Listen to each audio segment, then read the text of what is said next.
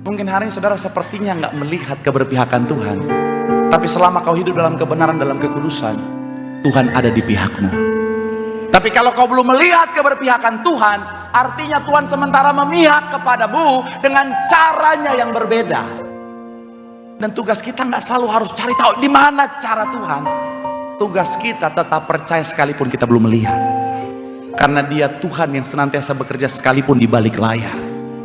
Ketika saudara dan saya tetap percaya, tetap setia, kita akan melihat kemenangan yang Tuhan sediakan pasti di bagian setiap kita. Tepuk tangan sekali lagi yang paling meriah buat Tuhan.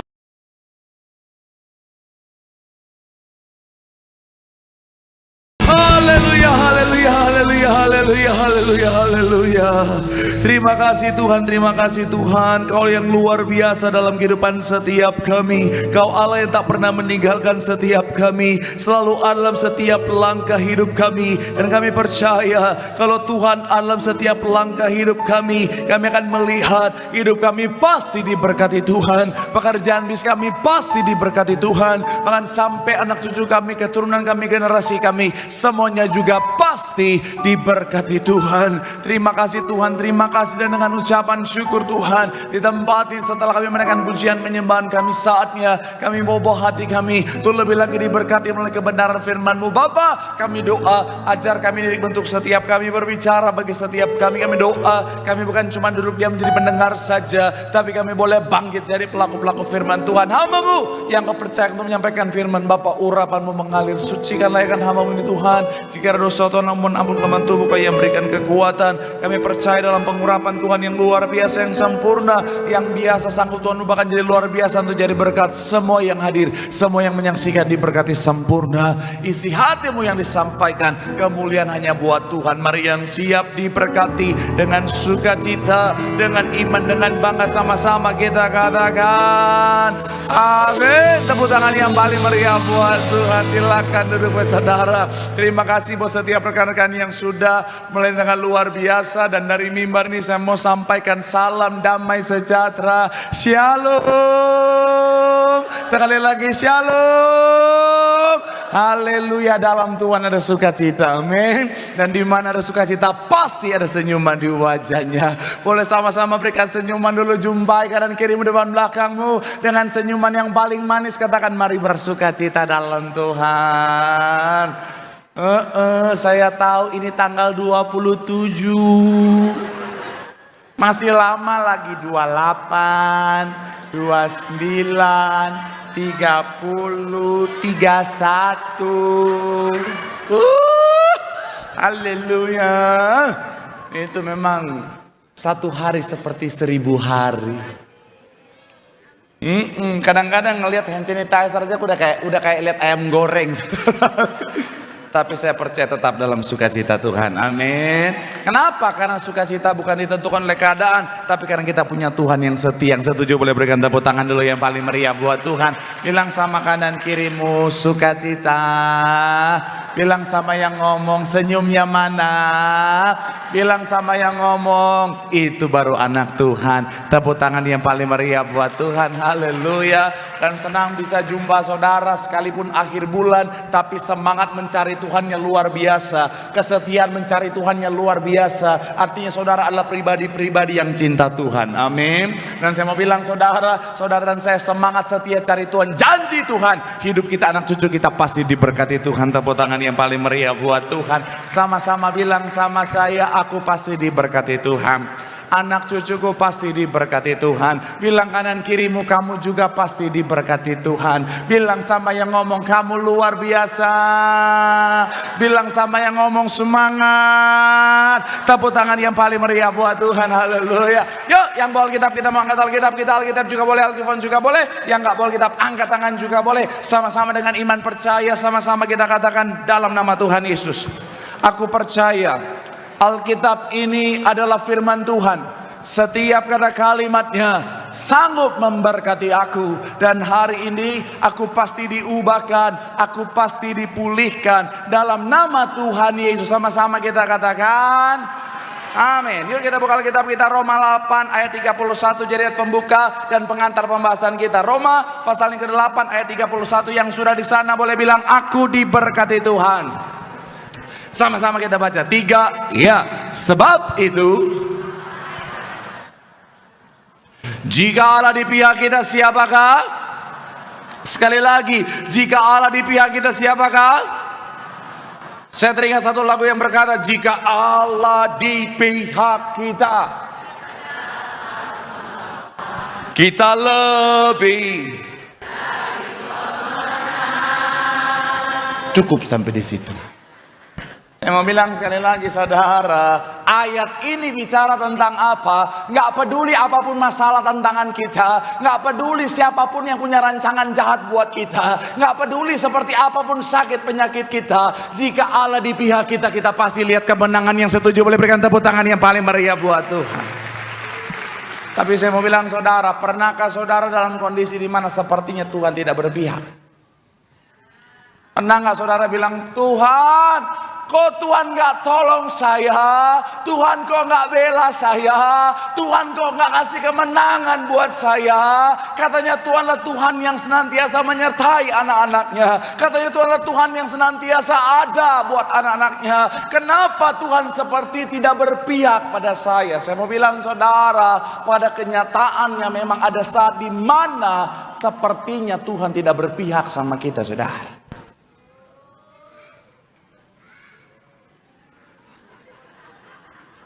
Cuman yang di depan yang dewasa rohani. Karena memang mereka ini ahli-ahli Taurat masa kini. Saya mau bilang sekali lagi saudara, ada saat memang di mana Tuhan memang bukan cuman seperti, bahkan memang nyata-nyata tidak berpihak pada kita. Tapi saya mau bilang saudara, semuanya ada alasannya. Sama-sama bilang sama saya, ada alasannya.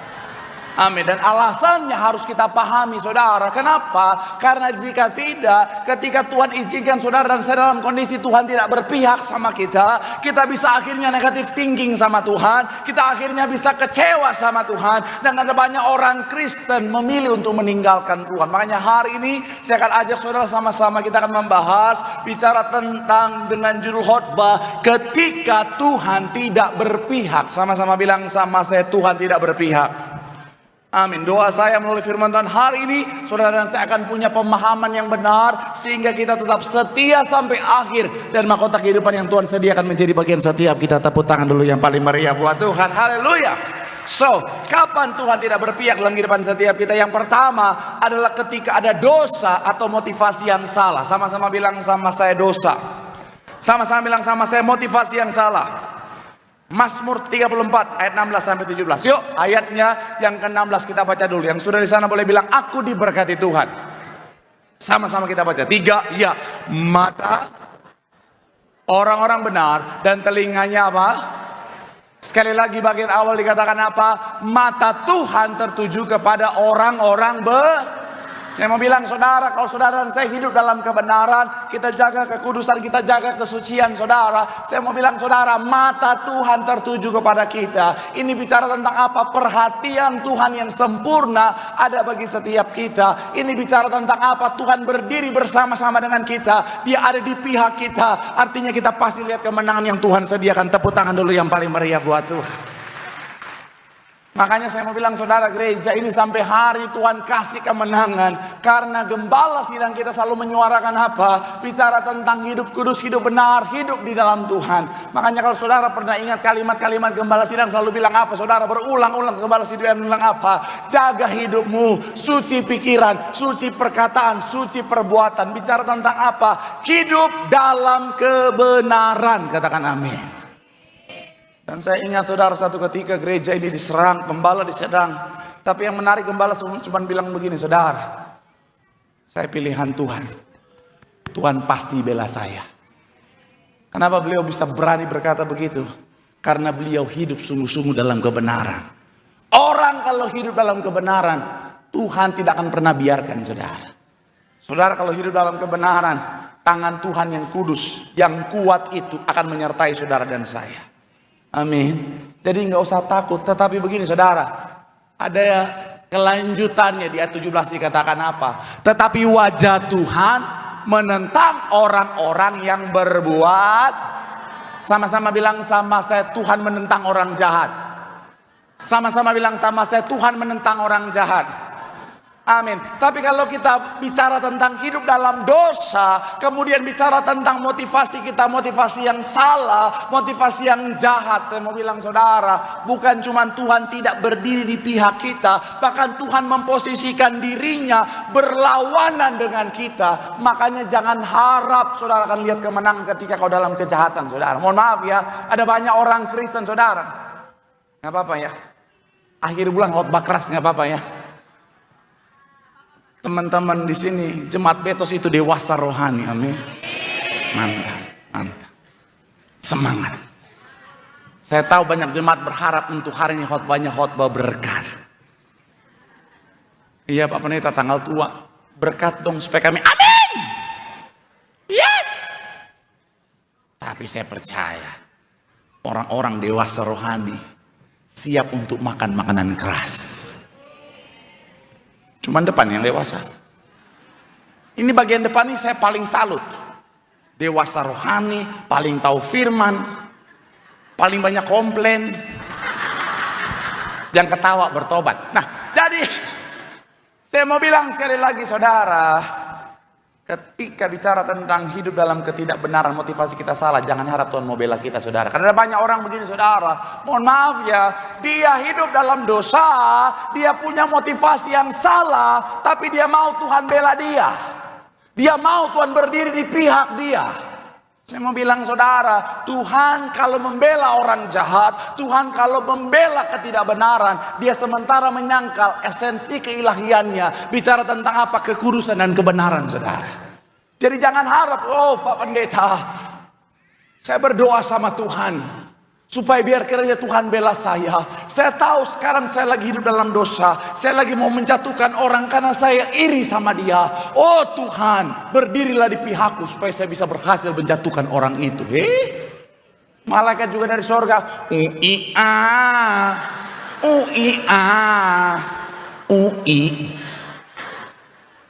Ini kebanyakan nonton Edis TV kayaknya ini, saudara.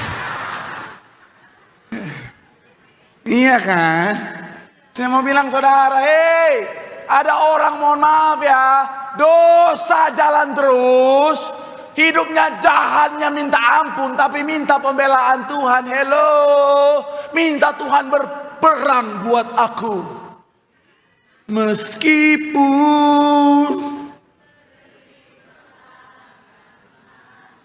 Tuhan yang bela, masa Tuhan mau bela orang jahat? Tuhan akan membela orang benar. Tapi kabar baiknya begini saudara, selama kita hidup dalam kebenaran, Tuhan pasti bela. Tapi kalau hidup jahat, mohon maaf ya, saya percaya di sini nggak ada. Mungkin Tiberias Caban Tambun ada yang begitu ya. Kalau jangan mah jangan berharap Tuhan bela lah. Kadang-kadang ada orang jahat, korupsi Tuhan. Ini korupsi hasilnya gede Tuhan. Biar kiranya Tuhan berdiri di sampingku, membelaku, supaya korupsi ini berhasil. Nanti aku kasih perpuluhan Tuhan. Dia pikir Tuhan bisa disogok kah? Sampai Tuhan, malaikat bilang, kau sehat kah? Ada pelakor-pelakor mau merebut laki orang, minta Tuhan bela. Tuhan, aku tahu si Joni sudah punya istri Tuhan. Istrinya sangat mencintai dia. Tapi aku percaya Tuhan berdiri di pihakku untuk memenangkan peperangan ini Tuhan. Aku berdoa Tuhan, biar kiranya Tuhan Joni jadi milikku. Aku percaya mungkin sepertinya ini mustahil, tapi bagi Tuhan tidak ada perkara yang mustahil. Apa yang aku ikat di bumi terikat di sorga. Oh darah Yesus. Sampai iblis bilang, respect. Hello. Saya mau bilang saudara, Tuhan gak akan pernah berdiri di pihak orang-orang berdosa. Apalagi dengan motivasi yang salah saudara. Ada suami-suami selingkuh. Tuhan, berdirilah di pihakku. supaya istriku tidak tahu perbuatanku ini. UIA. Ada istri-istri tidak jujur soal keuangan rumah tangga.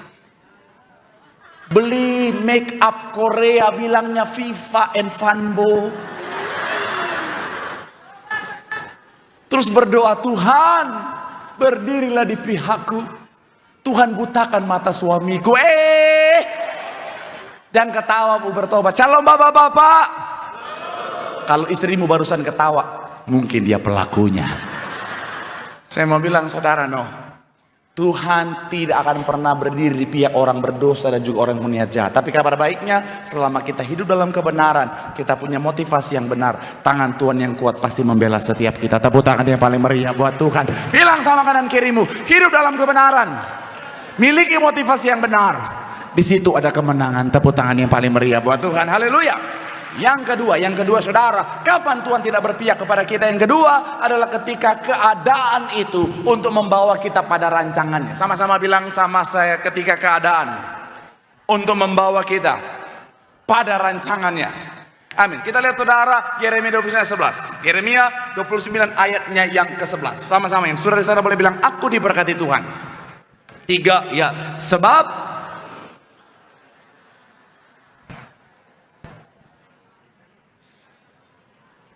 rancangan damai sejahtera dan bukan apa? Untuk memberikan kepadamu. Sama-sama bilang sama saya, Tuhan punya rancangan yang indah. Amin. Tuhan punya rancangan dalam kehidupan setiap kita. Dan seringkali Tuhan memihak pada rancangannya. Kenapa? Karena rancangannya adalah rancangan yang terbaik. Katakan amin.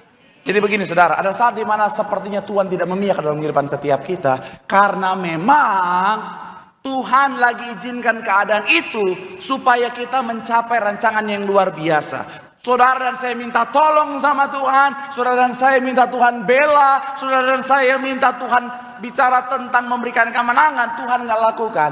Karena Tuhan lagi pakai keadaan itu untuk membuatmu sampai pada rancangan damai sejahteranya. Katakan amin. Sederhananya begini, saudara ingat kisah Yusuf ya? Pertanyaan saya, Tuhan sayang Yusuf atau tidak? Sayang, sangat sayang. Yusuf hidup dalam kebenaran. Tapi ada saat-saat di mana Yusuf sepertinya Tuhan tidak berpihak pada dia. Betul ya? Ketika dia dilempar ke sumur saudara, saya percaya di sumur dia berseru, Tuhan tolong saya.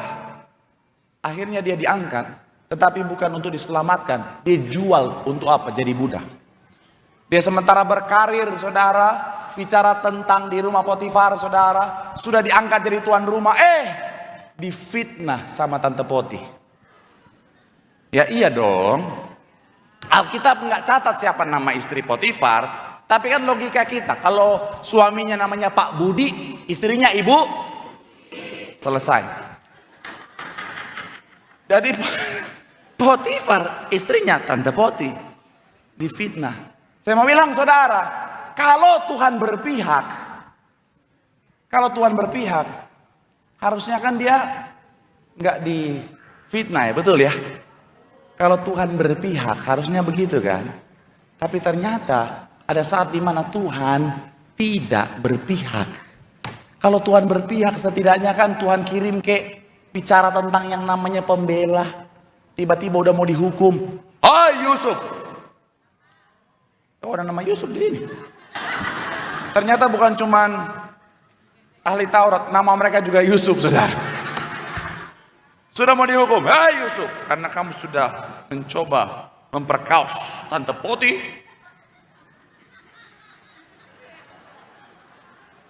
Itu bahasa TikTok. Kamu akan dihukum 10 tahun. Udah mau diketok, tiba-tiba Bang Hotman datang. Tunggu.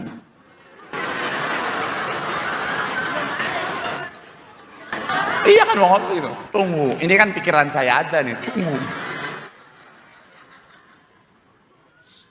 Saya punya CCTV-nya. Wih. Hakim bilang, ini tahun berapa? Saya Masude. Saya mau bilang sekali lagi saudara, ternyata tidak. Tuhan seperti tidak di pihak Yusuf.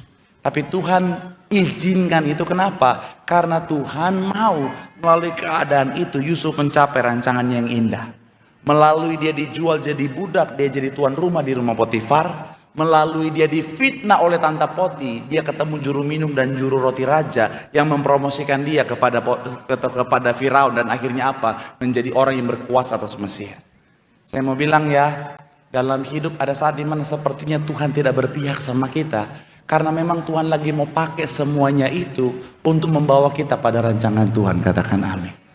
Kadang saudara mungkin di kantor ada orang mau fitnah saudara, ada orang mau jatuhkan saudara. Saudara udah minta tolong sama Tuhan, berseru sama Tuhan, Tuhan bela aku. Ternyata Tuhan seperti tidak berpihak, malah saudara di PHK, orang itu sepertinya naik jabatan. Saya mau bilang saudara, Tuhan bisa izinkan itu karena Tuhan mau pakai. Iya.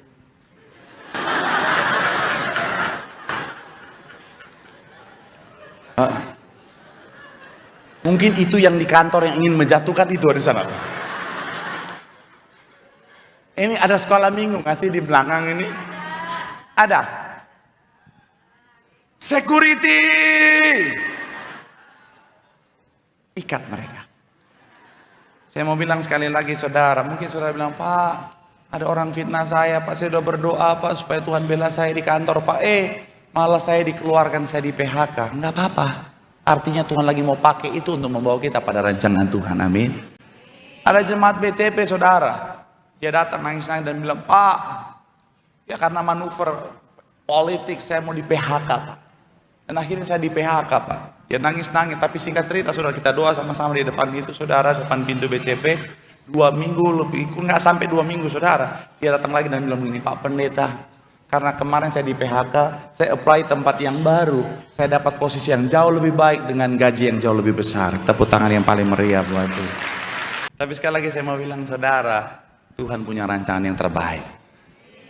Amin. Jadi sekali lagi saya mau bilang saudara, udah percaya rancangan Tuhan.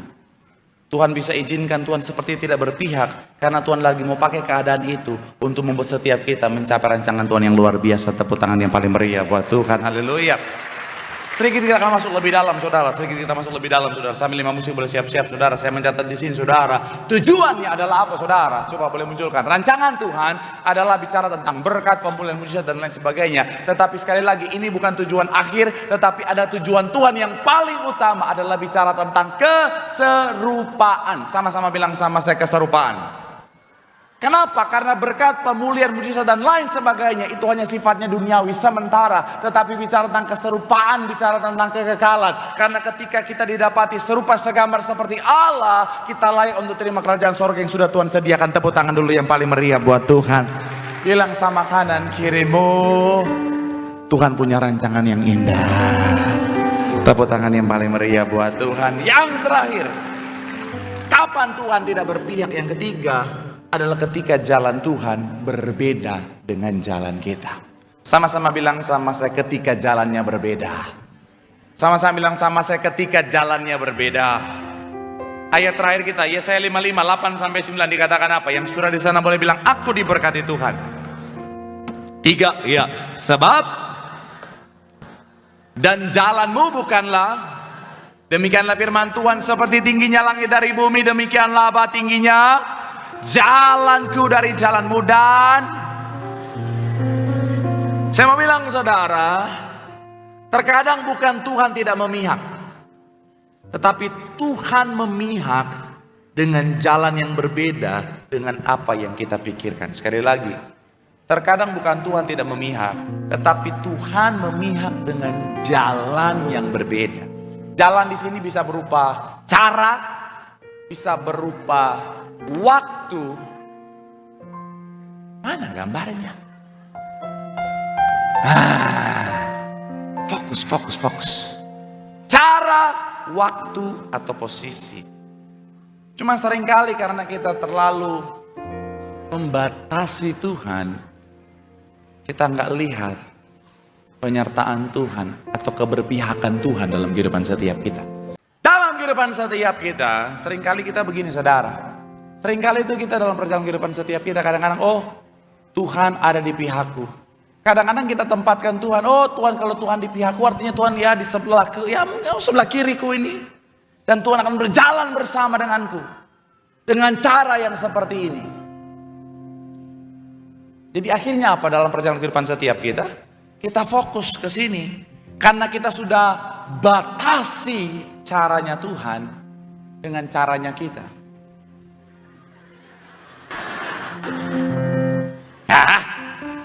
Anggap saja dia Tuhan walaupun nggak cocok. Kadang kita sudah batasi Tuhan. Oh, Tuhan di pihakku, artinya Tuhan di sini dan caranya Tuhan seperti ini. Jadi kita akan terus dalam perjalanan kehidupan setiap kita lihat terus ke satu sisi terus. Akhirnya ketika kita tidak lihat Tuhan di sana, kita akan bilang, oh Tuhan tidak berpihak kepadaku, Tuhan tidak menolongku, Tuhan tidak membelaku. Padahal Tuhan bisa berpihak kepada kita dengan banyak cara.